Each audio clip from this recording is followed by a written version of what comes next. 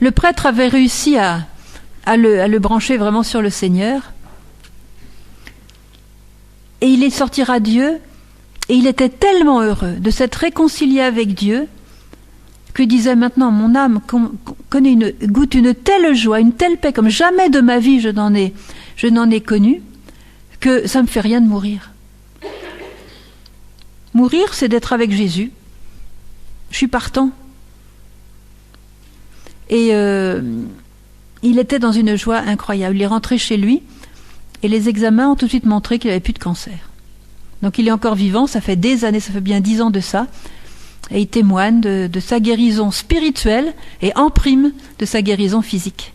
C'était pas si mal que ça, parce que quand on a 13 enfants, il vaut mieux rester en vie, c'est sûr que ça peut aider, oui. Vous voyez, donnez à Dieu tout le mal, donnez à Dieu tout votre passé et tout le mal qui s'est accumulé en vous, chers enfants. Donnez-le, débarrassez-vous de ça.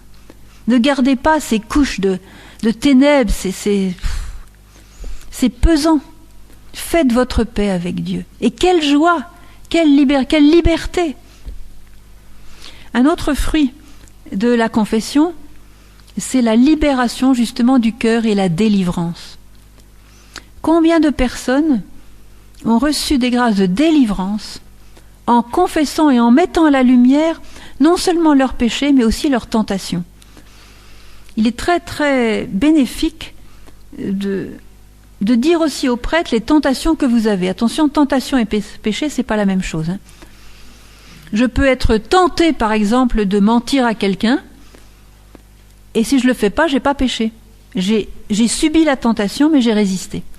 Mais si j'ai la tentation de mentir à quelqu'un, et qu'à ce moment-là, je vais confesser mes autres péchés, je peux dire au prêtre, mon père, j'ai vraiment une forte tentation de mentir à cette personne. Voilà ce que Satan est en train de m'inspirer. Et le fait de le mettre à la lumière, comme on le disait ce matin, comme Satan a besoin des ténèbres pour travailler, le fait de mettre devant le prêtre, qui est le représentant du Christ, de mettre cette tentation à la lumière, très souvent, la tentation disparaît. Je connais une femme du Portugal, je l'ai vue récemment pendant ma mission.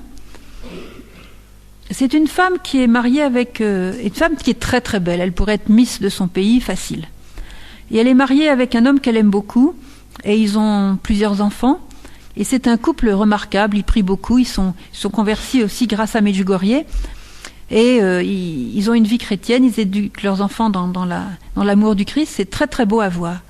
Mais cette femme, un jour, rencontre un homme, après 10 ans de mariage, et tout de suite, elle a éprouvé pour cet homme une attraction à la limite du résistible. Tout son être était envahi par une espèce d'attraction vers cet homme, et c'était tellement fort qu'elle a été vraiment, je dirais, chamboulée par cette expérience incontrôlable, et elle a eu vraiment peur parce que tout de suite, elle a senti que l'homme avait vécu la même expérience qu'elle, et qu'il ressentait la même attirance. Et alors elle avait tellement peur de sombrer dans une relation extra-conjugale que elle s'est arrangée à chaque fois qu'elle sortait de sortir avec son mari pour être protégée. Et cela a duré des semaines et des semaines, et elle avait toujours cette chose qui la pénétrait de toutes parts, dans son être, dans tout son être, cette attirance. Elle pensait constamment à lui, enfin c'était vraiment devenu quelque chose de très très important dans tout son être. Et elle a décidé, au moment de sa confession, d'exposer au prêtre qui la confessait tous les sentiments qu'elle avait, toute cette attirance, toutes ses tentations, toutes ses pensées, toute son imagination, tout ça. Elle a tout mis sur la table, à la lumière, devant le prêtre. Donc le prêtre a entendu sa confession et il lui a donné l'absolution. Et elle m'a dit, ça a été phénoménal. Au moment où le prêtre m'a donné l'absolution, le truc s'est évanoui. Ah ben ça n'a pas traîné. Et j'ai repensé à cet homme après, et je me suis dit, qu'est-ce qu'il a de... qu'est-ce qu'il a de si spécial? Il n'a rien du tout de spécial, et je ne comprenais pas comment j'avais pu être attirée par cet homme. Le truc est parti. Et en fait, cette attirance qu'elle a eue venait de l'ennemi pour briser cette famille. Elle, la faire sombrer dans un péché très grave, qui donne la mort à l'âme, puisque ça fait partie des péchés dits mortels. Donc la faire sombrer dans la mort de l'âme, rendre son mari horriblement malheureux, ses enfants, etc. Voilà, une famille de détruite. Vous voyez comment Satan travaille et comment Jésus a travaillé là. Par l'absolution, parce que n'oubliez pas que lorsque vous allez trouver le prêtre dans la confession, c'est en réalité Jésus que vous allez trouver. Il y a un très beau passage dans les Sœur Faustine, j'espère que je vais le retrouver. Il y a un très beau passage que je voudrais vous lire qui nous dit justement cela, clairement, c'est Jésus lui-même qui le parle. Ma fille, lorsque tu t'approches de la sainte confession, de cette source de ma miséricorde, le sang et l'eau qui sont sortis de mon cœur se déversent sur ton âme et t'ennoblissent. Chaque fois que tu te confesses, plonge-toi entièrement dans ma miséricorde avec grande confiance, pour que je puisse déverser en ton âme toutes les largesses de ma grâce. Et il ajoute, quand tu vas te confesser, sache que c'est moi-même qui t'attends dans le confessionnal. Je me dissimule seulement derrière le prêtre, mais c'est moi seul qui agis dans l'âme.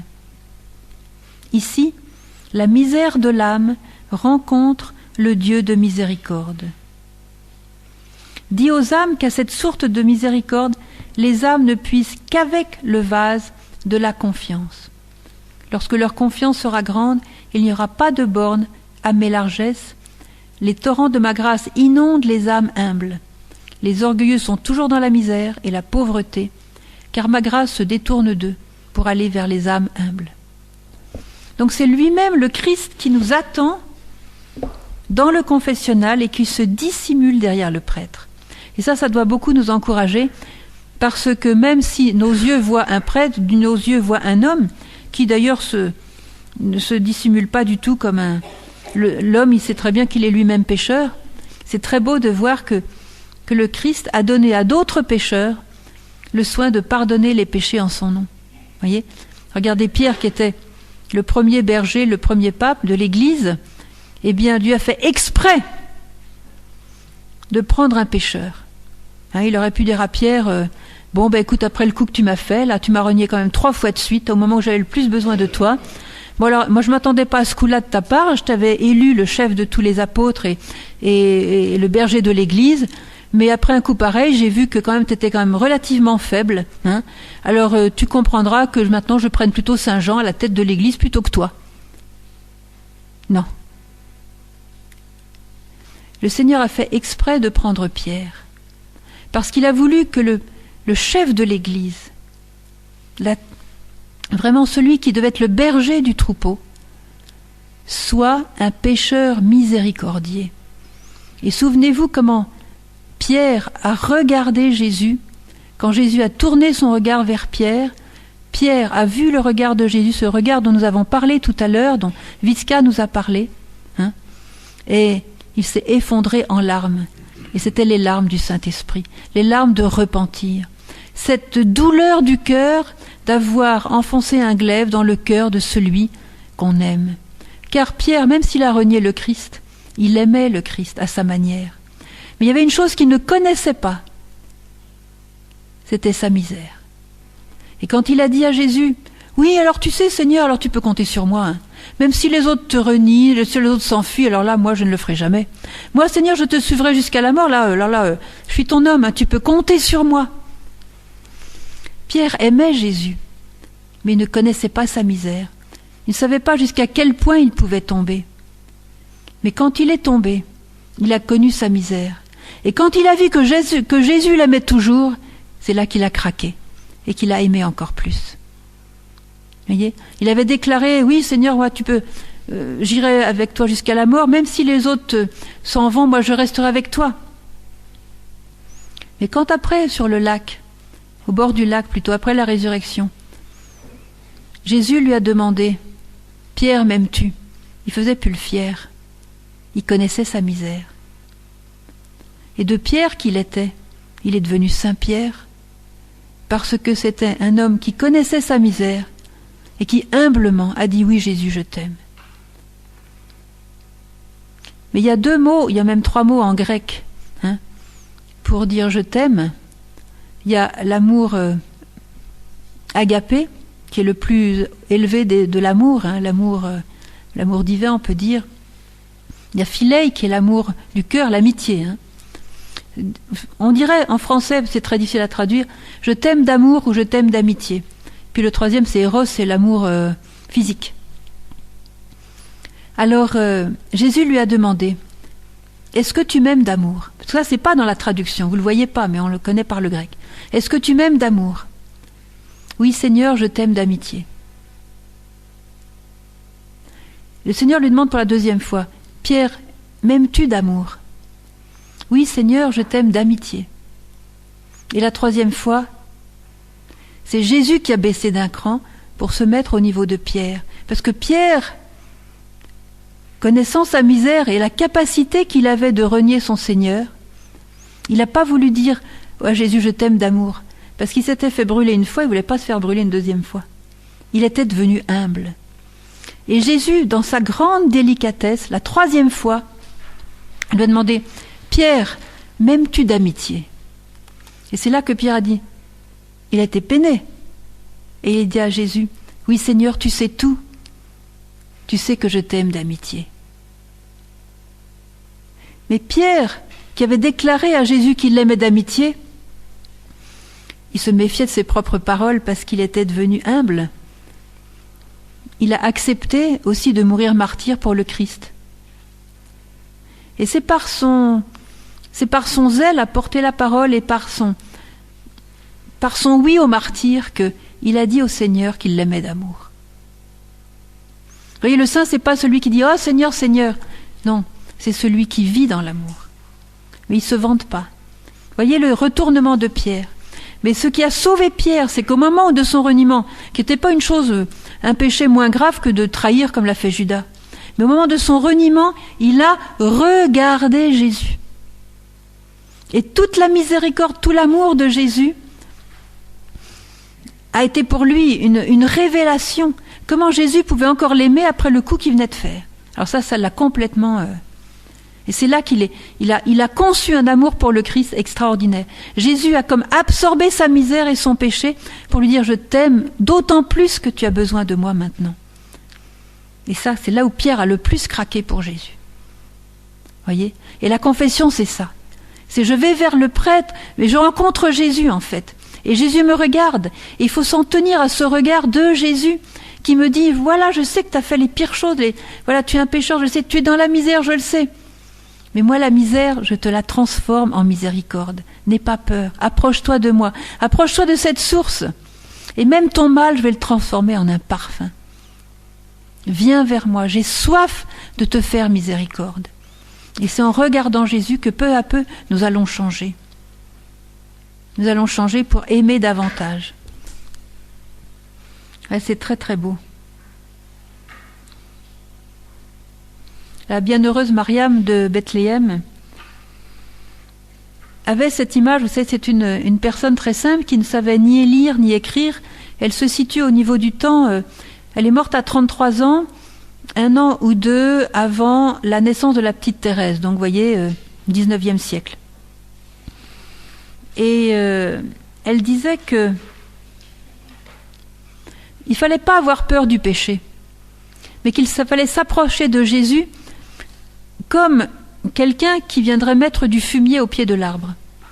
Notre péché, c'est ce fumier. Alors le fumier, ça sent jamais bon. Hein. Mais si on met le fumier au pied de l'arbre, eh bien l'arbre portera des fruits encore meilleurs. Et elle nous a dit, venez mettre vos péchés au pied de Jésus, comme on met du fumier au pied de l'arbre. Et dans votre vie, il y aura de beaux fruits. N'ayez pas peur du péché. Elle disait aussi que ce n'était pas un handicap d'avoir un gros défaut. Par exemple, celui qui est orgueilleux, il a réalisé qu'il était très orgueilleux, donc il va lutter toute sa vie contre l'orgueil. Et il disait, quand on a un gros défaut, c'est que Dieu nous a préparé une très belle couronne pour la vertu inverse.